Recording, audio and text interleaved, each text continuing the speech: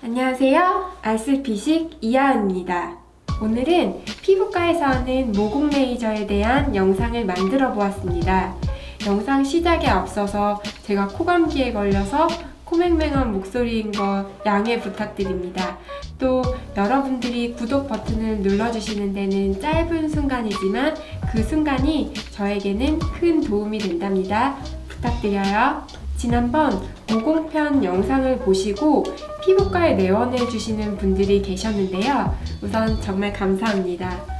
지난 모공편 영상을 보시고 본인의 모공을 하나의 원인으로만 생각하고 그것에 대한 치료를 먼저 의뢰해 주시는 경우가 많았는데, 사실 모공이 크게 피지 분비가 증가된 모공, 탄력이 떨어져서 생기는 세로 모공, 털 모공 등으로 구분해 볼 수 있지만 복합적인 원인에 의해서 생긴 경우가 대부분입니다.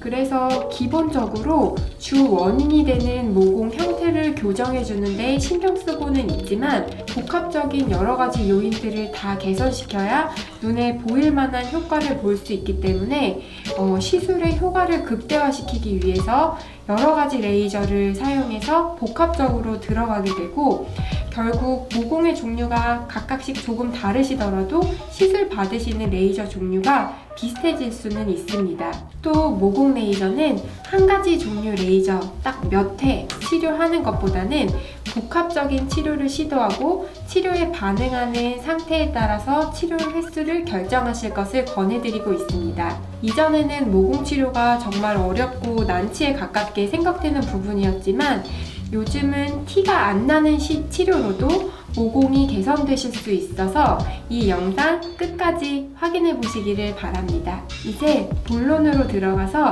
피부과에서 실제로 하는 모공 레이저 5가지 종류를 소개해 드릴게요. 가장 역사가 오래된 모공 레이저는 프락셀 레이저입니다. 미세 레이저 빔을 피부 깊숙하게 침투시켜서 피부 안쪽에 콜라겐이나 엘라스틴을 자극해서 피부 재생을 촉진시켜 모공을 축소하는 원리인데요. 피부를 자극시켜서 차오르게 하는 시술이다 보니 피부가 충분하게 회복되는 데는 한 4주에서 6주 정도의 시간이 소요됩니다. 일주일 정도 피부에 미세하게 딱지가 않기 때문에 일상생활에 지장을 줄 수 있는 시술이어서 스케줄 조절이 필요합니다.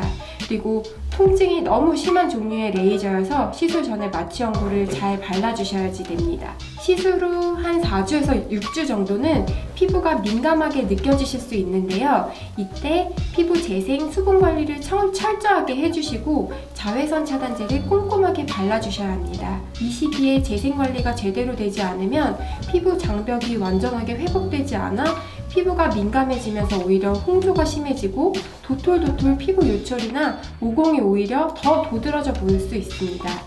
따라서 피부가 충분하게 재생되고 나서 2차 시술을 받아야 하며 피부 재생 상태에 따라 한 3회에서 5회 이상은 받으셔야 만족할 만한 효과를 얻으실 수 있습니다. 두 번째로 고주파 니들 프락셔널 레이저가 있습니다. 이는 미세한 바늘침을 통해서 피부에 상처를 내고 피부 재생을 통해서 모공을 좁히는 시술인데, 미세한 바늘침이 피부 안쪽으로 꾹 침투되었을 때 속안에서 미세한 고주파가 흘러나오고, 그렇게 자극이 된 피부에서 콜라겐과 엘라스틴이 형성되면서 피부 재생이 촉진되게 됩니다. 또 안쪽으로 들어간 고주파에 의해서 피지샘이 줄어들어 피지 분비량 자체도 줄어들게 됩니다.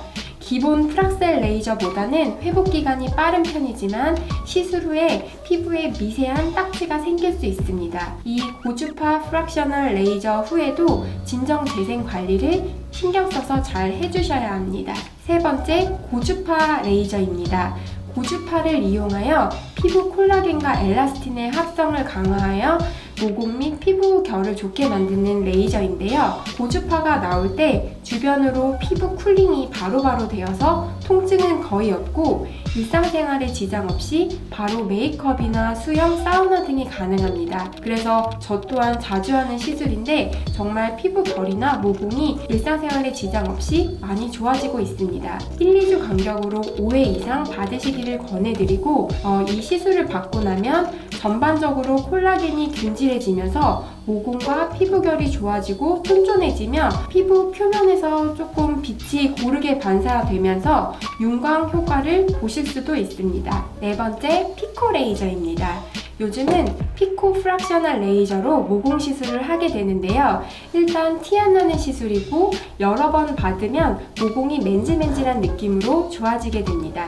피코 레이저는 피부 표면의 손상 없이 피부 안쪽 진피를 재생하는 작용으로 모공을 개선시켜 주는데요. 모공 리모델링이라고 불리는 시술로 피부 열 손상을 최소화한 새로운 모공 축소 시술입니다. 피코 레이저에 의해서 생긴 진피층 구멍은 새로운 콜라겐 합성을 유도해서 진피층 구조 자체를 변형시켜 피부 구조 자체를 리모델링하게 됩니다.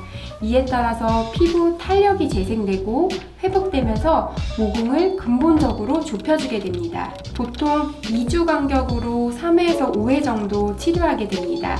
시술하고 나서 약간 붉은기가 3일에서 4일 정도 지속되고 피부가 워낙 민감하신 분들은 모낭염이 일시적으로 생겼다가 자연적으로 호전되게 됩니다. 이는 메이크업으로 커버 가능한 정도인데 일상생활에 지장 없이 받을 수 있는 치료여서 모공 치료로 점점 선호되고 있는 레이저입니다. 마지막으로 피지샘을 줄이는 1450 다이오드 레이저인데요. 유수분해 흡수도가 높은 파장을 사용하여 피지 분비 증가의 근본 원인인 피지선을 치료하는 레이저입니다. 진피층에 열 자극을 줘서 콜라겐의 리모델링을 유도해서 모공 축소와 흉터 및 탄력 개선에 도움을 줍니다. 보통 2주 간격으로 4회에서 6회 정도 치료를 받게 되는데요.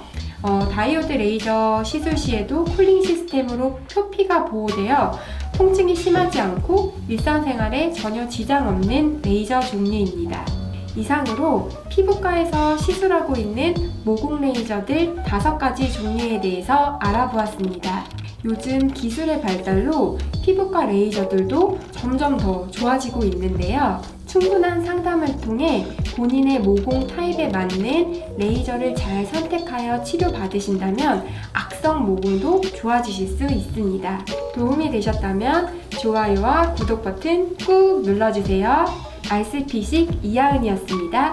감사합니다.